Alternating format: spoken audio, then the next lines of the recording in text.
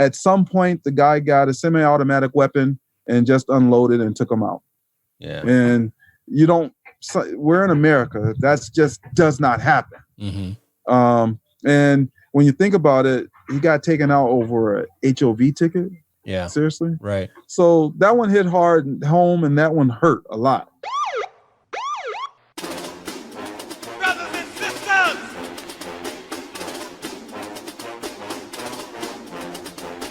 Brothers and sisters! I don't know what this world is coming to!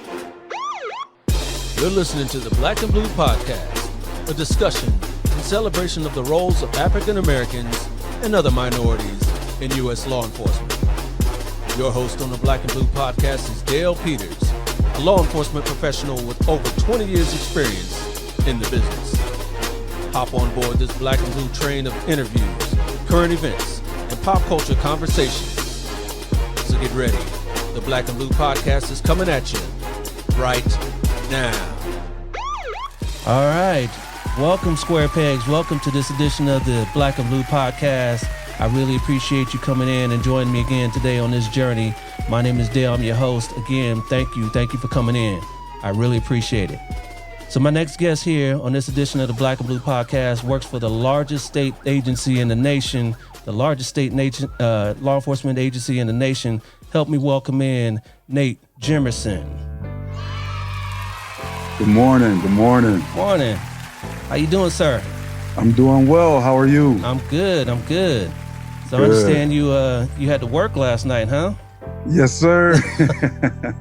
I went in yesterday morning at 8 o'clock. There was Shop with a Cop event out at Tyler Mall, working with underprivileged kids. Okay. And so I took my little kid in there, bought him some outfits. Well, it was donations and stuff, but nice. I bought him his outfits, walked around, acted silly, had fun with kids, and then went right in the shift. All right. So I mentioned you work for the largest state agency in the nation. What department is that for our listeners and our viewers? That's the California Highway Patrol, CHIPS. CHIPS. we all love that theme song. Dun, dun, dun. Yeah, we all love that. So how long you been there? I've been with the department for 11 years now. Okay, 11 years. And what do you do now? Specifically, I'm a road officer. I ride a bike, and so I'm a chocolate chip, and I just get out there and I try to make a difference. A chocolate chip. I like that. I never heard that one before. A chocolate chip. Okay, I like that. Yeah. And you, so you said you're a road officer. You in a car? You on a motorcycle? What do you? I'm on a bike. On a bike. Wow. Yeah, man. So how long I you been get riding? out since 2013. Okay. I never rode a bike prior to the department. But when I graduated from the academy, I came to Inland Division, which is basically Rancho Cucamonga, San Bernardino, Riverside. I worked in Rancho Cucamonga, and it's very senior. Bottom line is, in law enforcement, it's a seniority-based department. Right. And if you're at the bottom, you get what you get. And I got graveyards. Oh. So only way I came in one morning complaining about working the yard, and one of the senior officers said, "If you're tired of working the yard, get on the bike." Oh, okay. Light bulb went off in my head. Right. And so I ended up buying a bike. I ended up getting my motorcycle license. I learned how to ride. And 6 months later, I went to CHP Motorcycle Academy. Mm-hmm. And by the way, it has a 50% attrition rate. It's the toughest in the world. Yeah, I've heard of that. It's really tough. Really tough. Yeah, so I passed, and then I got on a bike, and here I am. You passed the first time out? Nope, I didn't. Oh, okay. I passed the second time out. The first time out, I don't know what it was. I got in my head. I don't know. We have to do something called a 30 cone weave. And that's when you get the bike to 30 miles an hour and weave between the cones without knocking them over or getting out of control. Right. And it just got to me. I don't know why I didn't pass it. And I just did. Oh, wow. So, okay. And then the second time out, did you like flying practice that colors. a lot? I didn't even practice. It was about a week before I was supposed to go back up, and I went out with some of my friends that went up with me, and we hit it for about 2 days, 8 hours a day, and then we just went up and killed it. Nice. And you've been on the bike ever since, huh? Yes. Okay. How you like that? You know what? There's only one way to do this job, and that's on the bike. Us motorcycle officers, we sexy. We like Justin Timberlake. We bringing sexy back. You bringing sexy back, huh? Well, you got the tall boots and all that. Yeah, nice everybody shiny like tall it. Boots. That's what it is. It's the boots. That's all it is. Cool. And but it's pretty dangerous on a bike, though. I mean, you can't control the crazy people out there on the road, right? You can't control. Okay, so my spirituality tells me that when it's my time, it's my time. Sure. So I'm not gonna live in fear of anything, because I could walk out my door and get hit, shot, something could fall out the sky and take me out. Okay. But the way we train and the way we ride, we try to limit those possibilities of something going wrong. Right. I understand that, but yeah, it's crazy. Have you been down yet? Have you laid it down yet? Believe it or not at high speeds, only in training. Oh, only in training. Yeah, because unfortunately they say it's not when you go down, because you're gonna go down, but how hard, right? You know what? I've heard that, but I choose to believe that I'm not going down. That you're not gonna be the one. I'm not that one. Right. Because mainly it's those ones that are out of control. There's circumstances that you cannot prevent. Right. I had a couple of co-workers, riders last year that got taken out, and those things they could not prevent. That was outside circumstances. Right. But if you are doing what you're supposed to do, you will be okay. Even if somebody comes, lane changes you, which happens. Right. Even if somebody is just driving hot, it happens. Yeah. You should be able to maneuver and get out of the way and take care of yourself. Right. Okay. Yeah, I remember. Well, first of all, what kind of bikes you guys ride? You guys riding Harleys or? Yeah, we on Harleys, man. It's tough. Is it tough? It's tough. No idea. It's tough. It's tough. I gotta Big tell sexy you, Harley. Big sexy Harley. That's all it is. Uh-huh. It's a tough bike to ride because it likes to go slow. For the type of riding we do a lot of enforcement. And so we got to be quick and nimble, and the Harley's not quick and nimble. Okay. Yeah, I ran into a sergeant the other day. He told me you guys switching over to the Beamer, to the BMW. Yes, sir. All yes, right. sir. How soon is that coming out? You know what? BMW won the bid last May. And so we're hoping that they start rolling the bikes out in June, hopefully. Nice. You ever been on one? That's what I broke. That's what I learned on. That's Okay. what I originally rode. So BMW is life. All right. Do you ride when you're not working too? No, I don't. My wife isn't about that life. So, Yeah. so I just ride at work. Okay. So you married? Yes. Married with kids. Oh. I got older kids, and then I have a brand new family. My wife, we have a 19-month-old, and his sister that's closest to him is 19. Wow. So it's a big gap. That's a disparity right there. Well, congratulations. Yeah. Well, thank you. Thank you. So you're going to be working a little while longer. Negative. My No? goal is to retire. Okay. I want to be here because when I was young, I got 3 kids from an ex-wife. Okay. And the age goes from 19 to 25. And I wasn't there for them because I was always working. Yeah. And I think that instead of chasing the dollar, you need to be there for your family. And you need to take care of your family. I think that's important. No doubt. And how's your relationship with them now, though? Oh, I have a great relationship with the kids. I'm still dad. I still give them a hard time. Yeah. My son sent me a meme the other day, and it was of major pain. So it said, dad with us, and then dad with grandkids. And major pain was the dad. And then at the end, when he was with Tyler and he had the suit on and all nice, that's how he is with grandkids. So that was the illustration that he had. Yeah. So it rings true. So you said one is 25. Does he have a family yet?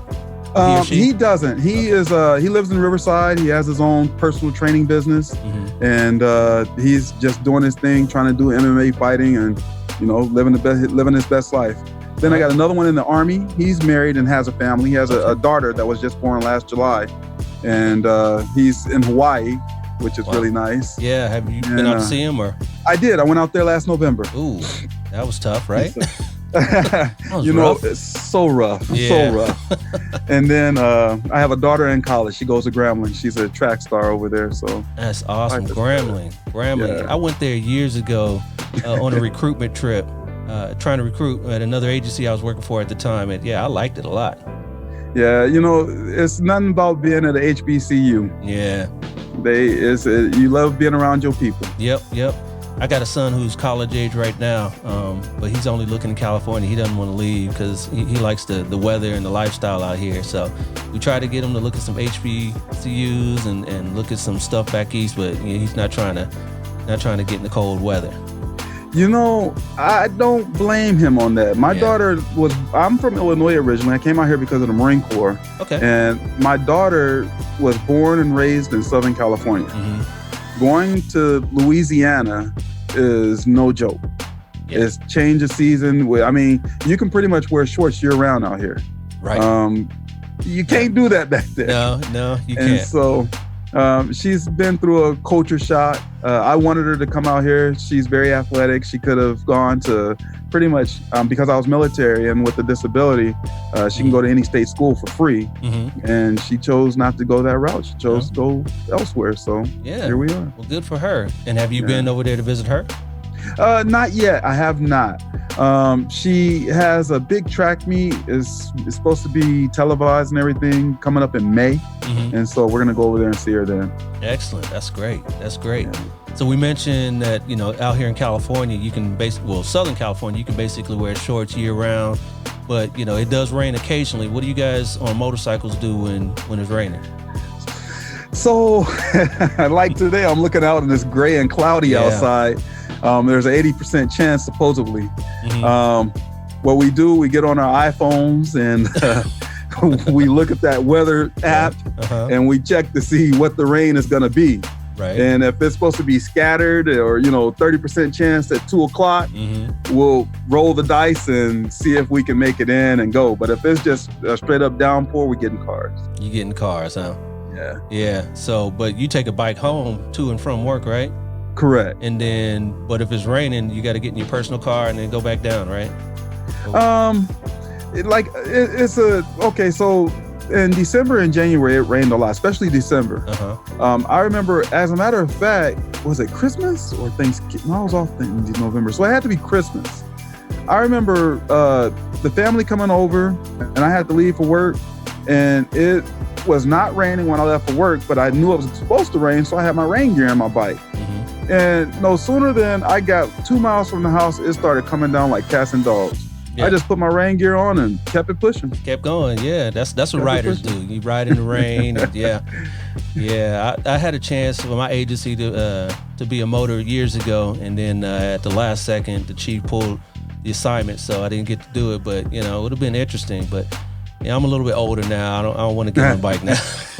But you know what? I'm 6'3". I'm 280 pounds. I'm a big dude. Yeah. And sitting inside a patrol car is very uncomfortable. So that is another reason why I like being on the bike. Yeah. But besides that, we everybody loves bikes. But when we have PSD, which is Protective Service Detail, back in 2015-16, President Obama came to California all the time, Palm Springs. We're out there for him. We're out there for Hillary. I was out there for Biden in LA. This year, I know that, not to talk politics or what anybody got going on, but I've already escorted Vice President Pence and President Trump. Yeah, he was just here not that long ago, a week or two ago, Wednesday. Right? Yeah, Wednesday. Were you on that? Yeah. Okay. So, all right. It's so you get to meet a lot of dignitaries doing this job, especially being on a bike. Yeah, that is an interesting assignment. I mean, I always love seeing the motorcades and how you block off the traffic and all that. Yeah. That's really cool. Really cool. All right, so you said you were in the military. You in the Marine Corps? How long did you serve? Marine Corps. I did 4 years. Hoorah! So it was a good time. When'd you serve? 94 to 98. All right, thank you for your service. Hey, thank you. So that was that like that wasn't the original Gulf War, right? It was literally right after. I came in right after the first Gulf War and got out right before the second Gulf War. Mm-hmm. So I was in during times of peace. Okay, and then so you came out here because you were Camp Pendleton, or where were you? Yes. Okay. Yes, I went to MCRD San Diego. From there, I went to school in 29 Palms. I was in comm, and then from 29 Palms, I came to Camp Pendleton. Okay. What'd you do in the Corps?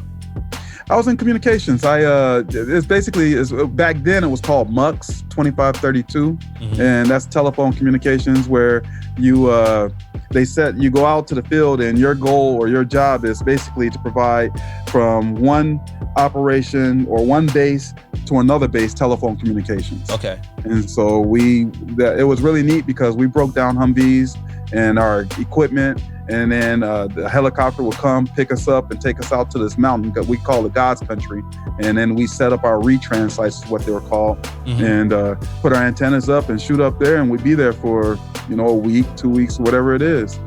Nice. So the work is setting up and tearing down. Everything else is just sitting there. Right. Yeah. I know that life on the side. I'm a DJ.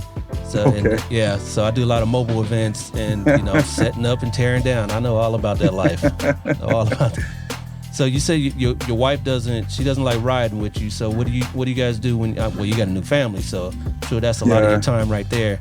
But what kind of things do you like doing when you get away? Well, you know what?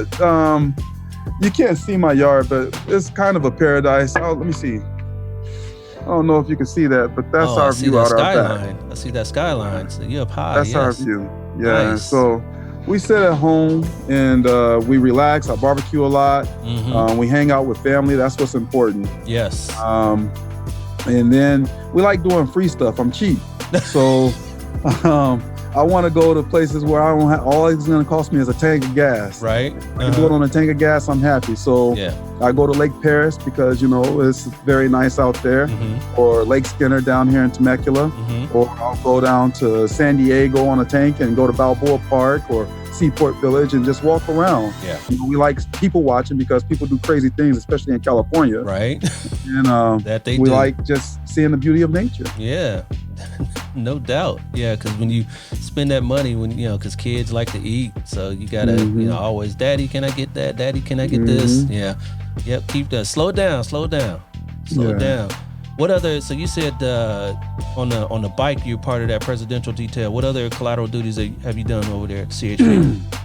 So prior to CHP, I was in sales. I did Marine Corps, then I was in RV sales, and then I was in CHP.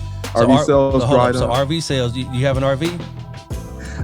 No, I don't actually. And I've been talking to my wife for the last 6 months about going to get one. It's that life right there.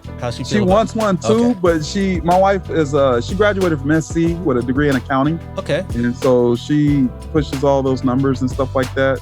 And she says timing isn't right. Right. Yeah. And as a guy, I want to go. Do it now. She got those reins on me, so we're gonna get it. Just gotta wait. You just gotta wait. Okay. Yeah. So you said you've done what? So being in sales, you have to be a people person, period. So one of the duties that I've had on this department was called a community service officer. And that's where I go to meetings and we talk about troubled communities and what's going on as far as traffic related stuff. And then we go in there and we make a difference. Or we go to schools and parents parking in red zones trying to drop their kids off, or I took it a step further and I introduced myself to the principal and go meet staff and walk through, shake hands with the kids and play dodgeball, lose at dodgeball. Lose at dodgeball. Different, yeah, because them kids, they get the ball low. Yeah, it's not as easy, you're not as agile as it used to be to get out the way. Not like it used to be. And so it was just things like that. I never really had an interest for anything else. And my next venture is actually recruiting. And so I am going to do it at the area level, and I'm going to start a social media page, Instagram, and just start putting stuff together so people can actually see what CHP officers do. Everybody always posts negative videos of officers doing this, and people don't take an effect that there's 900,000 officers in this country. Yep. If 900,000 officers make one contact a day, that's 900,000 contacts a day. Right.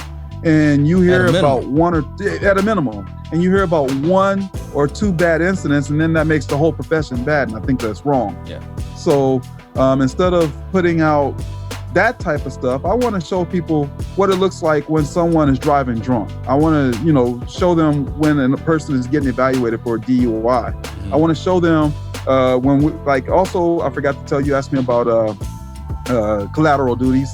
As a motor, we do SEUs, which is a special enforcement unit in the Inland Division. We'll go to, next month, we're going to Riverside, my area, and we go to San Bernardino, and we go to Rancho Cucamonga. And that's where you have 15 or 20 motors flooding one freeway writing tickets.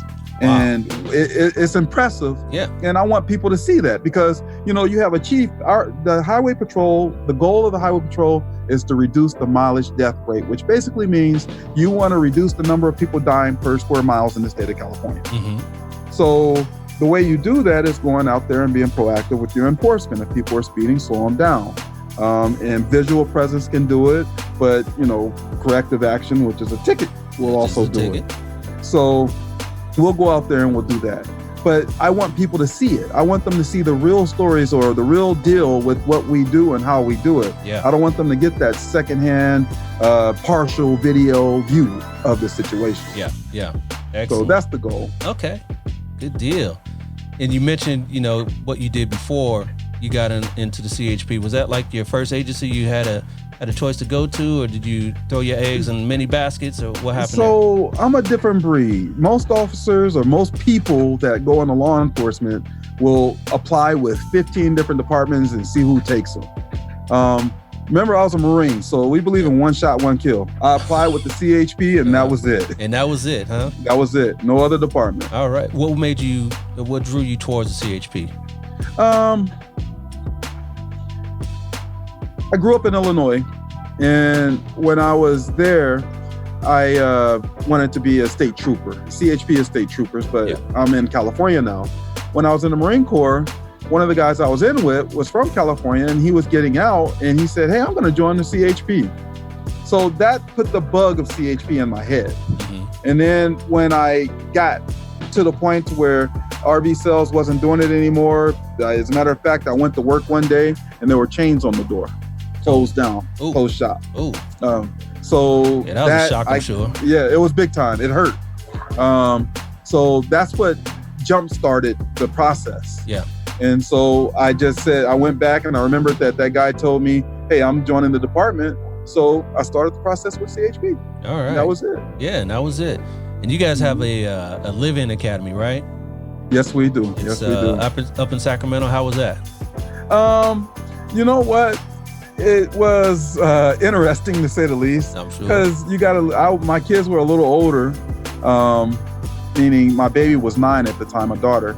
Okay, so you were away for that time 6 months of that time, yeah. Came home on weekends most times. Oh wow, you still came home, huh? Yeah. Isn't that expensive or? Well, so because we had a pretty large class, you have people from all over the state at the academy. Mm-hmm. There were a lot of guys that were coming home on weekends and lived in El Cajon, San Diego, or they lived in LA, which is a 5-hour drive. And then my wife would pick me up from wherever. Okay. And then, was it kind of like a Marine Corps boot camp? Did they come into your rooms and bring in trash cans in the middle of the night and all that type of stuff, or? No, once the day was over, the day was over. Okay. During the day, though, if they came, there was a couple times where racks got tossed and stuff happened, but it worked out. It needed to. Stuff needs to happen. Right. Like when you're in Marine Corps boot camp, they say every day, or not even boot camp, just in the Marine Corps, they say every day you train for war, therefore war is training. So when you get over there, you don't freeze up. Right. So the philosophy is still the same. If someone is in your face yelling at you, pointing their finger, and they're right there in your face, you have to stand there at the position of attention, or, just it's teaching you to keep calm, keep your cool, because there are going to be citizens out there, civilians, that are going to not be happy with what you're doing. Absolutely. And they're going to yell and go off on you. Absolutely. And if you can't keep your composure, then that's going to turn out bad for everybody. Right. So there's a reason to all the madness. So yeah, it needed to happen. Okay. Yeah. And if you can't take it, then you get weeded out. Exactly. Yeah. There's some in our profession that needs to be weeded out. Unfortunately, a little too late, but if you can catch them at the academy level, that's what it's all for. That's what all that stress is for. That stress training's for. Exactly. That's exactly right. All right. So you mentioned earlier that you call yourself a chocolate chip. Is that something that you call yourself, or is that something goes around amongst you guys? So it didn't. It started. So 2018 was a rough year, like I mentioned before. And now I'm gonna go back further. So if you're a rider, a motorcycle rider, they assign you Mary numbers. Like if you're a sergeant with the department, they assign you an S number based on your seniority or based on your time on the bike. Okay. And the Mary 1 is the person that's been on the bike the longest in that area for the longest. And there's an officer who is now retired. He was Mary 1. He was prior military. He spent his whole time in Riverside, and he was African American. So when I got to Riverside, I was Mary 6 at the time, I think. And when we were together on PSD or whatever, I don't know who started it or coined it, but we became chocolate chips. And so that's where it started. And then now we're going to fast forward, because he retired in 2016, I think. Now you're going to fast forward to 2018. 2019 was a tough year. It was a real tough year for the Riverside area, because in April 6, 2019, Sergeant Lacombe, he was S1, he was my motor sergeant, and he was on a traffic stop on the side of the freeway, and he got hit by and killed by a drunk driver. I happened to be working that day. Wow. That was it was surreal, because after he got hit, we had, there was I don't know if you heard about Poppyville down on Lake Elsinore, the Super Bloom. Yeah. Well, CHP was tasked to man that because traffic got crazy and they didn't want people to get hurt. So S1 was down there, and after he got hit, and oh, by the way, S1 was scheduled, he could have retired that day if he wanted to, but he wanted to go out this year in 2020. And so after he got hit, someone stopped and said, hey, one of your officers got hit. Then the officers that were there came on the air and they said that. And then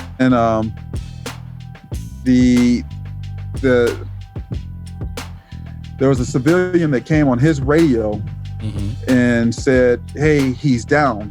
And it's surreal, because you don't have civilians on police radios. Right. It just doesn't happen. Yeah. Unless there's something that's going down real bad. Yeah.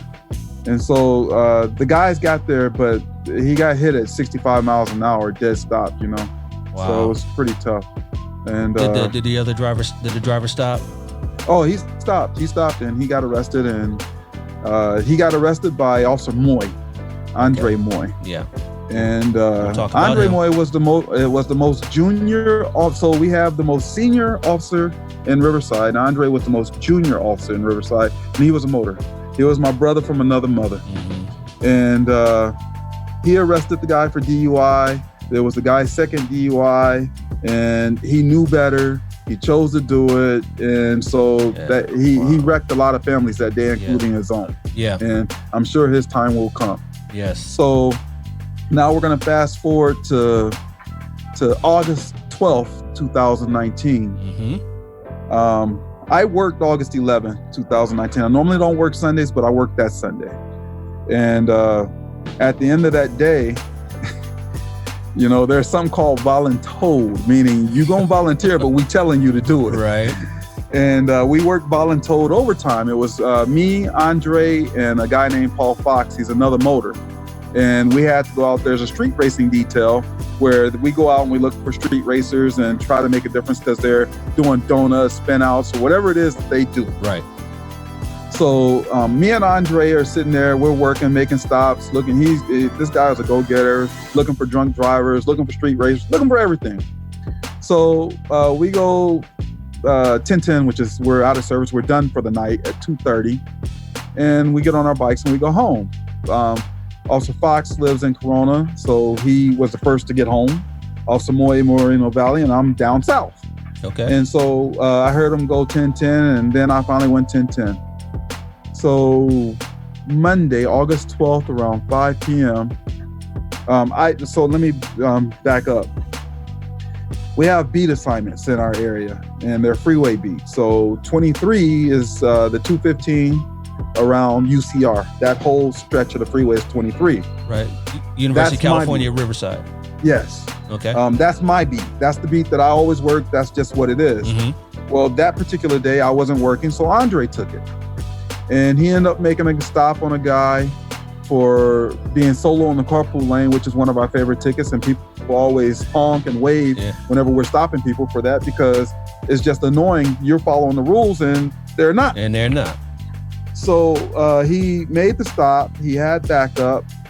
But where he made the stop was strange, because he went southbound on 215 and exited at Eucalyptus. And that's a long way to drive for a carpool violation to happen on the other part of the two. It's just weird. Okay. So he made that stop and everything was fine. He was with the guy for 20-25 minutes. Tow truck was there. And then at some point, the guy got a semi-automatic weapon and just unloaded and took him out. Yeah. And we're in America. That's just does not happen. Mm-hmm. And when you think about it, he got taken out over a HOV ticket. Yeah. Seriously? Right. So that one hit hard home, and that one hurt a lot. Yeah. For a while, I didn't take none. I'm pretty easygoing, like I'm talking to you right now. Mm-hmm. But after that incident, if somebody got smart, if somebody looked like they wanted to do anything crazy, I was at 100 real fast. 0 to 100 real quick. And now it's okay. I'm back to normal, but I'm really guarded though. Yeah. So Riverside, we took it hard last year. Yeah. It was tough. I can imagine. Yeah. Did you know his family, Officer Moy's family? Okay, so Moy had 2 years on the job, and what he told me that night, on that Sunday night when we worked together, he said I was his inspiration to join the job. Really? He said that he would see me. He was a rider. He was a rider prior to the department. He rode professionally for Kawasaki. Okay. And so Wow. because he was a Moreno Valley kid, went to Valley View High School, he would always see me. He had an electrician business prior to joining the department. He would always see me making stops on my beat on his way. And so he said, one day, that's going to be me. Nice. I did not know his family prior to the incident occurring. But afterwards, yes, I do know him now, and we do spend, I try to reach out to him just to say hello and keep the memory going, Yeah. How's the family doing? They're doing good. It hurts. Yeah. Him and his wife were best friends. They did a lot together. They were cute. That's the way to put it. Wow. But they're moving along, Yeah. Gone but not forgotten. Yeah, that's heartbreaking right there, though. Heartbreaking. Yeah. So again, along the lines of chocolate chip, I understand that the commissioner is African American as well. That's what. This is probably not politically correct, but the HNIC is African American. If you guys in the audience don't know what that means, look it up. Google it. Yeah. How long has he been the head guy? I want to say going on 2 or 3 years now. That's great. Yeah. That's great. And get this, the number 2 person in the department is an African American female. That's awesome. Yeah, that's great. And we got a chief, which is a 2-star, who runs border division. Mm-hmm. African American. Yeah. So a lot of diversity, a lot of opportunity in the CHP. Yes. Totally. Yeah. So how about in your division and in your station? My captain, African American. Wow. That's great. It's there's a lot of opportunity. There's a lot of people that have moved up in this department. Mm-hmm. Here's the biggest reason why I like CHP, or why I chose CHP. What you get depends on how far and how hard you work. Yes. It's equal because you take a written test.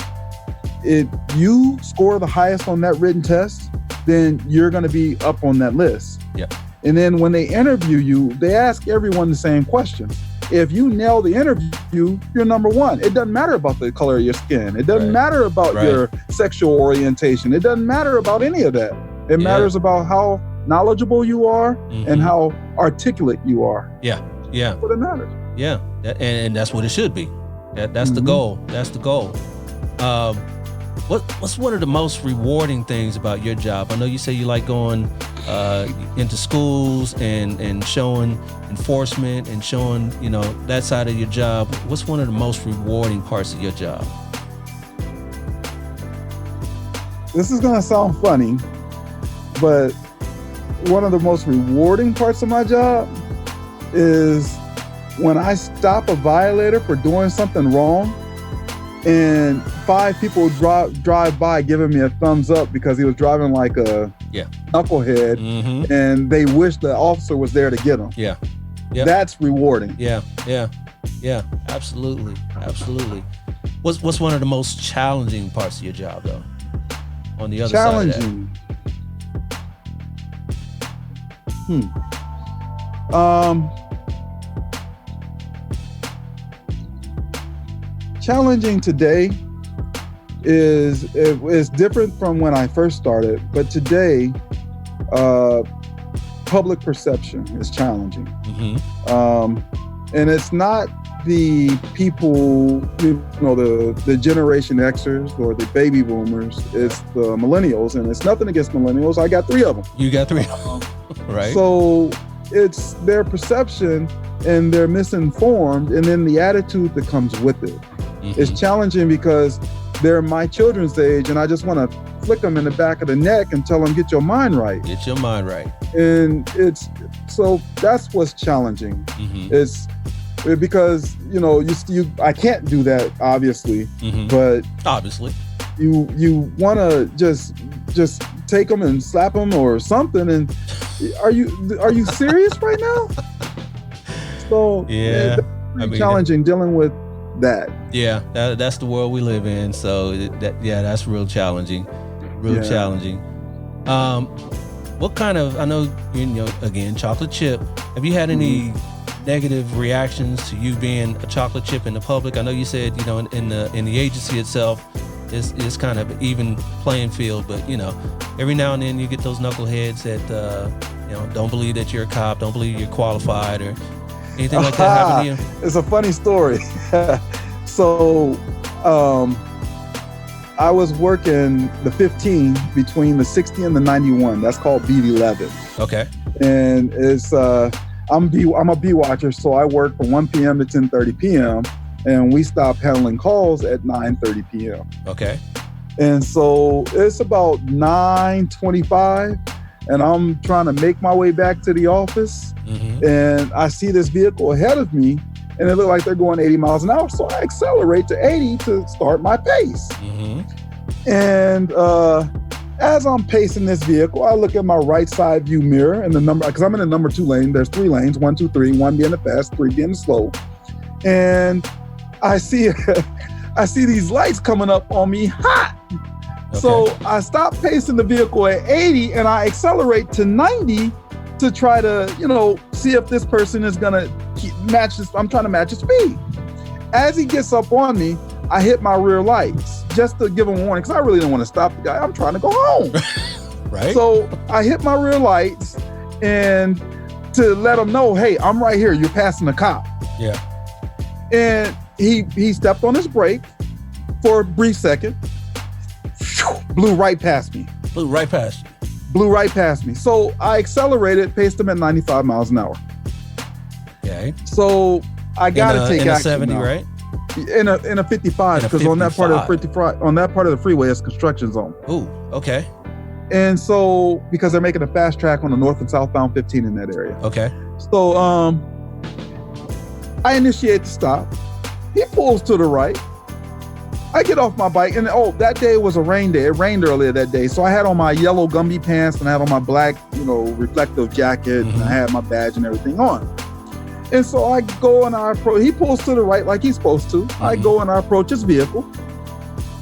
Good afternoon. No, I said, good evening, sir. I stopped you for your speed. And I see your license, registration, insurance. I want to see your badge. Right now, it's on my chest, but that isn't the way this is going. I need to see your information. Right. You need to let me see your badge. So I lean to my left to let him see my badge. Okay. Sir, you need to give me your information so we can proceed with what we're going to do. Now, at this time, CHP, we're trained. I do smell alcohol coming out the vehicle. Yeah, he is disoriented a little bit. And he decides to roll the window up on me, put his car in drive, and he drives away. No. Where to God? So I get back on the bike and I tell dispatch what I had. I made a stop for high speed, and the person decided they didn't want to talk to him anymore. They rolled up their window and they drove off. Right. So I get back on my bike and I chases on. Get up behind him, turn the lights back on, and he exits the freeway at 6th Street. I'm already elevated because what he did wasn't normal. Right. He pulls into a gas station, and again, what he did wasn't normal. I pulled up behind him, and he rapidly exits the vehicle. Okay. So I dismounted my bike, and I went around the passenger side because he was coming down the driver's side. Okay. And we have something called a repeater. A repeater is for our handheld radios, where it magnifies signals so I can talk back and forth with dispatch. But because he exited the car so quickly, I didn't push my repeater button. And so I got around and I couldn't see his hands, so I drew down on him. Okay.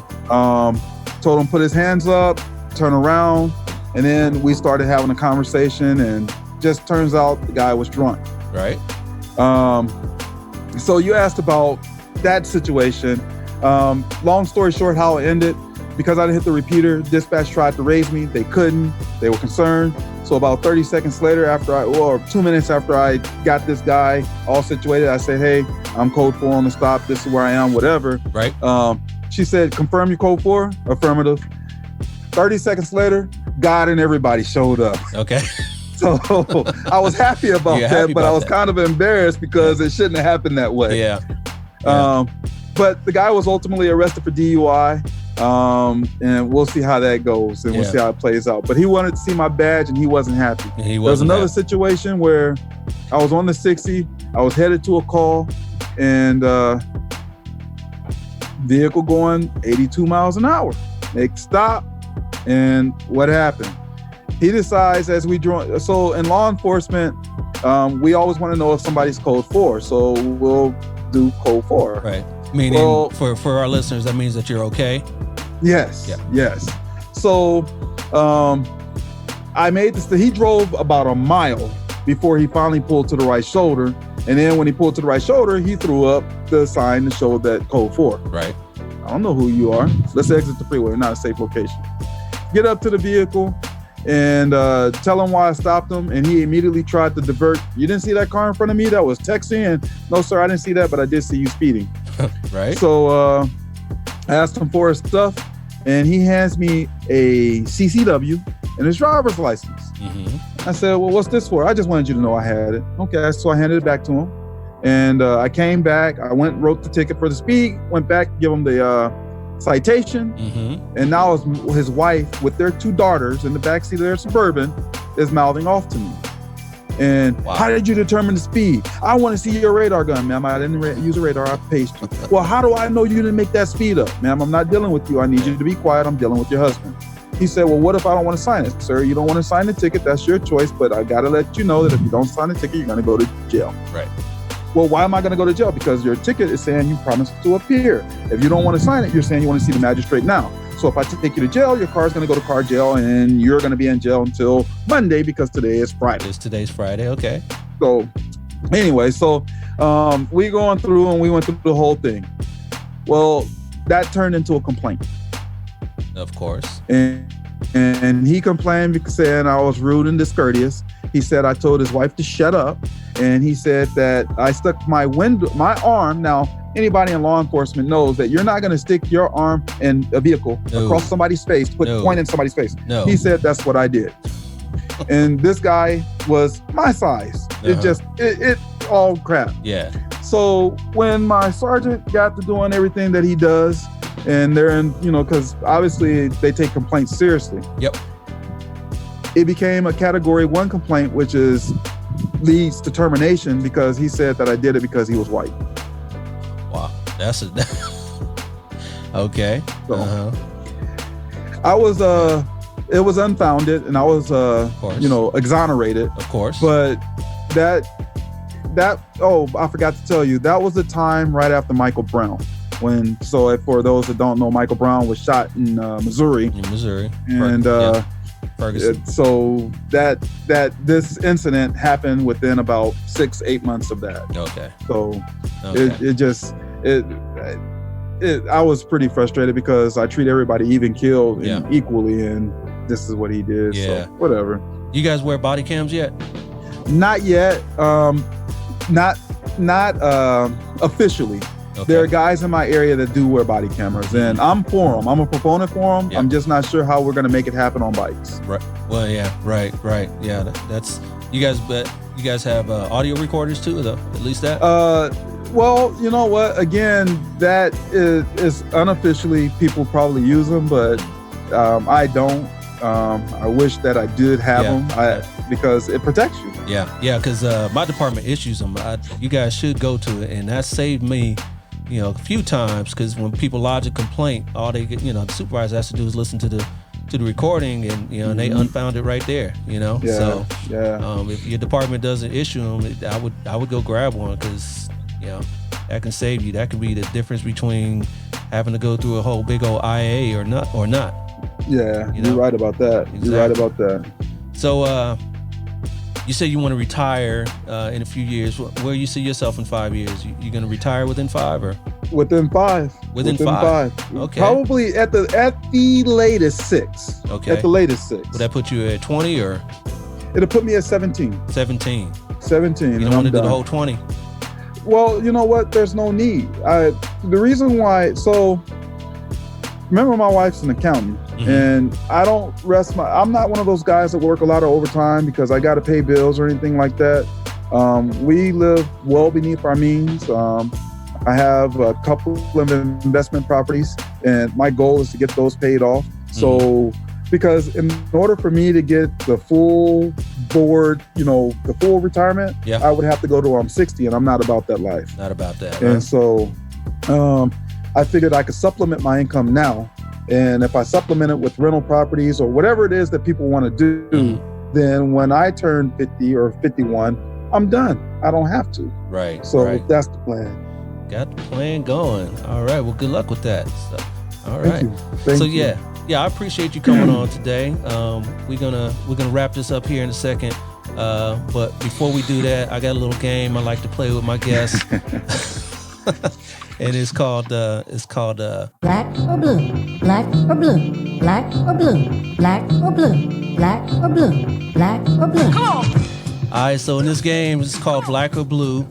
All you got to do is you got to tell me in a certain category, is it black or is it blue? And your category today is called Netflix and Chill. Netflix and Chill.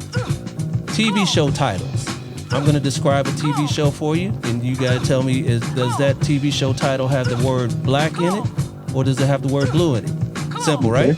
Yep. All right, so let's get to it.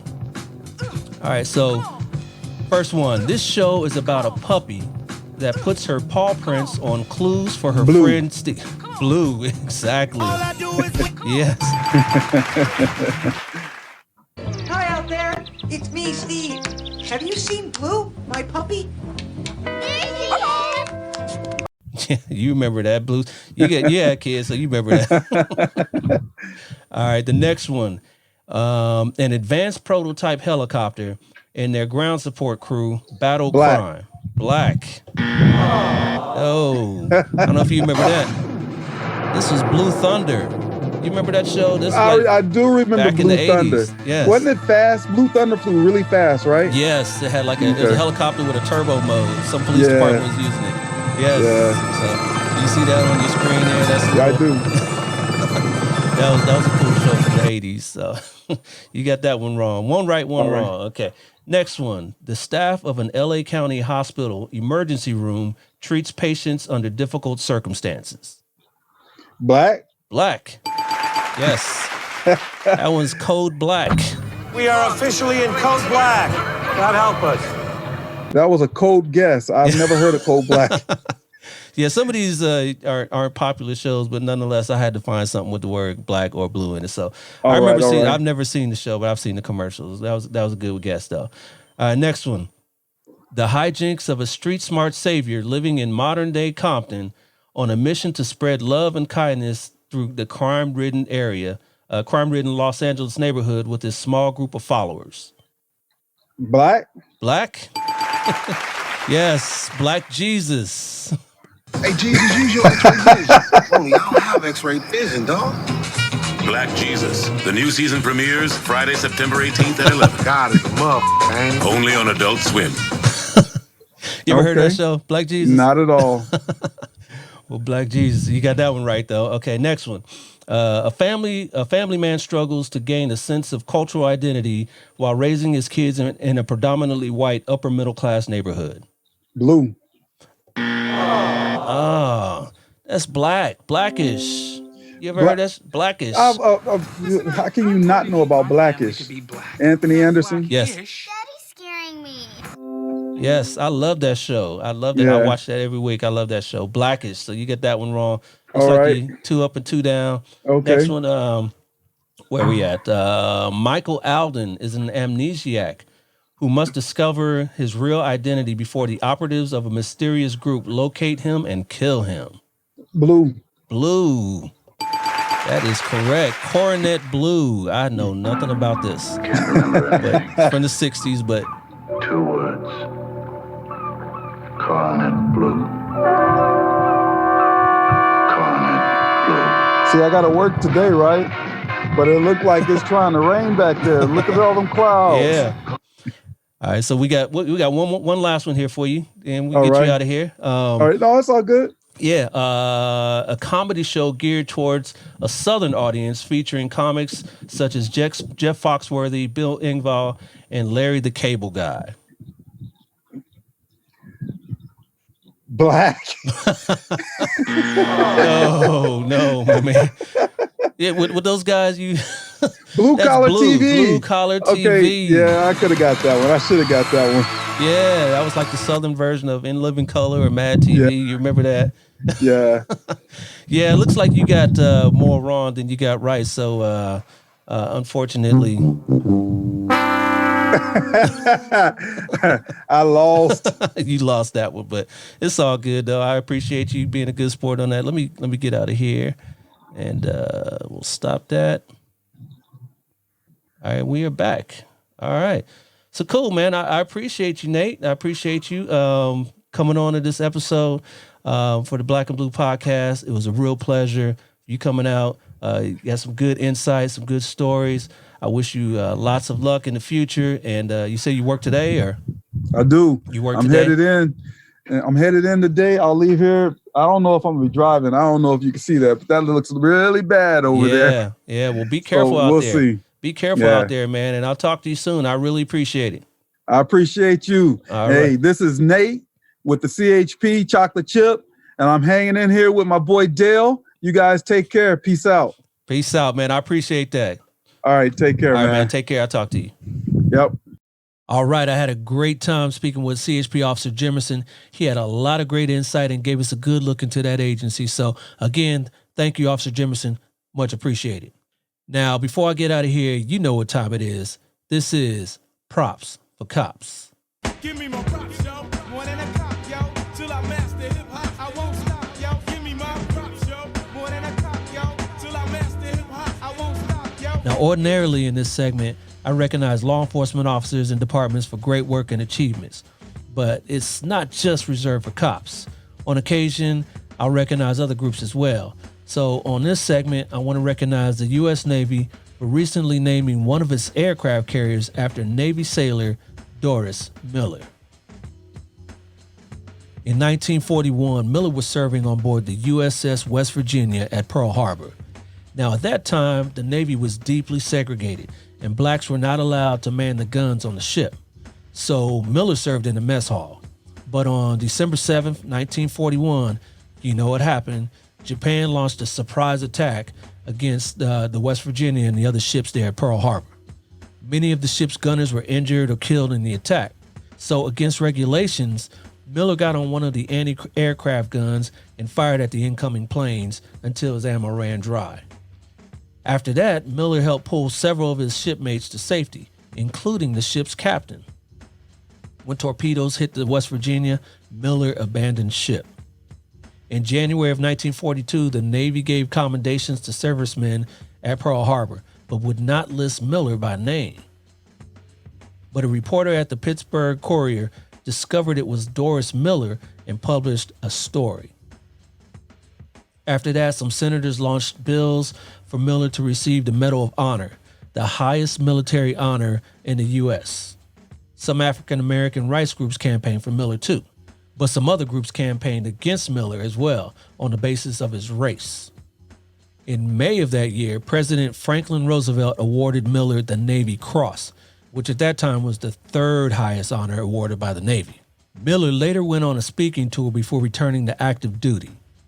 He was killed when his ship, the USS Lipscomb Bay, was sunk by a Japanese submarine in November 1943. Doris Miller's story made it to the big screen when Cuba Gooding Jr. played him in the 2001 movie Pearl Harbor. And in 2017, Miller's hometown of Waco, Texas, unveiled a statue of him. The USS Doris Miller is currently under construction and will be launched in 2028. All right, Square Pegs, that's it for this episode of the Black and Blue Podcast. I hope you enjoyed everything you heard and you saw here today. If you did, you know what to do. Sign up for the podcast on all the podcast platforms and on YouTube, and you're going to get notified whenever a new episode drops. Also, check out the website. I'm going to be getting on these show notes soon, and the show notes are going to have timestamps, everything that was in here that was interesting, and some links as well. Links to anything that was mentioned on this episode and previous episodes as well. So I'm going to be getting on that. I know I've been lagging, but check out the website at www.blackandblue.us. And you know I'm on all those social medias. That's Facebook, Instagram, and Twitter. That's at Black and Blue US. At Black and Blue US. I'm not on TikTok yet, but I will be soon. But again, at Black and Blue US. And again, I want to thank each and every one of you. I'm getting a lot of good feedback for this show, and it's all because of you, Square Peg. So without you telling your friends and telling your families about this show, none of this would be possible. So again, thank you. So until the next episode, you know what to do. Stay black and blue. I'll holla at you. Peace. This has been a Maitre D Entertainment presentation.